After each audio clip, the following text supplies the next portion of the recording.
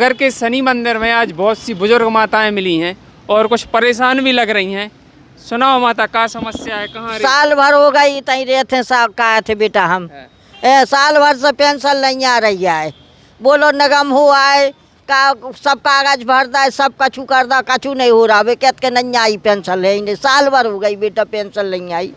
क्या नाम है तुम्हारा? सरोज तिवारी। सरोज तिवारी। हाँ होते जाओ तो वो जो बैठो है होते वो तो कह देते के भरदा कागज जाओ तो घरे आ जाए पैसा के भगा देते। और कितने जने हैं ऐसे? हम हैं, हमारे पैसे राधा रानी नाम है बेटा, तुलसी नगर बाट और भगवानगंज।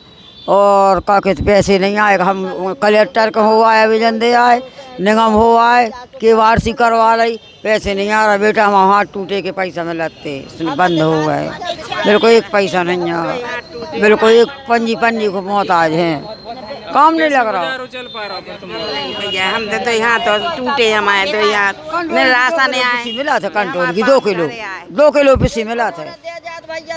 सब जने चला लेता मोरे गुजारा चला रहा है, का कर कोई मदद नहीं है प्रशासन से।